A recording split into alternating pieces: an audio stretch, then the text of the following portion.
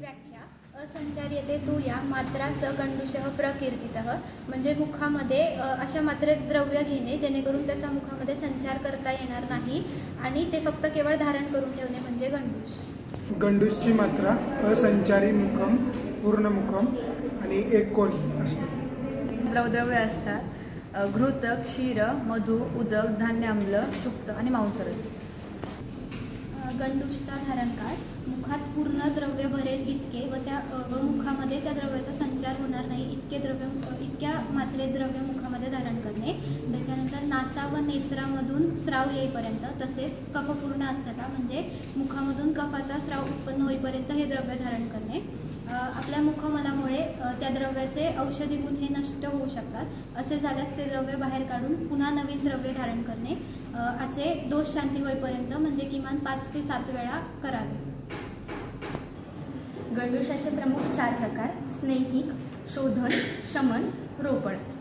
स्नेहिक गंडूशामध्ये वातदोष अथवा वात प्रकृतीच्या व्यक्तींमध्ये मधुर आम्ल लवण सिद्ध स्नेहाचं धारण केलं जातं।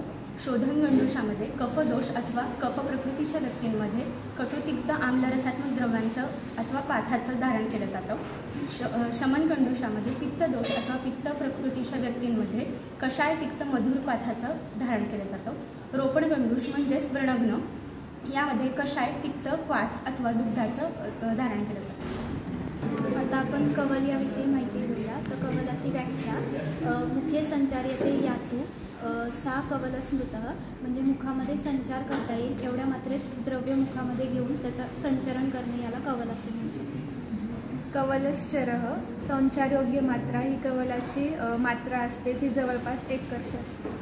कवल करत असताना मुख्यतः कल्कद्रव्यांचा उपयोग केला जातो, त्यामध्ये यष्टी, आम्र, वट, उदुंबर व तसेच दधी, दूध व मध यांचा उपयोग केला जातो। कवलासाठी अर्धमुख भरेल एवढे द्रव्य धारण करावे किंवा मुखामध्ये कल्कद्रव्याचा संचार होईल इतके द्रव्य धारण करावे।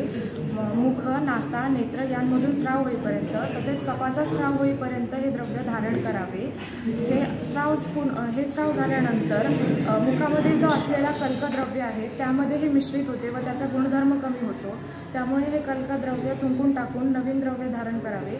ही पूर्ण प्रक्रिया जोपर्यंत दोष शांती होत नाही तोपर्यंत करावी। तर या विषयाच्या अंतर्गत कवल ही ॲक्टिव्हिटी केली। यामध्ये मी मधाचे कवल केले।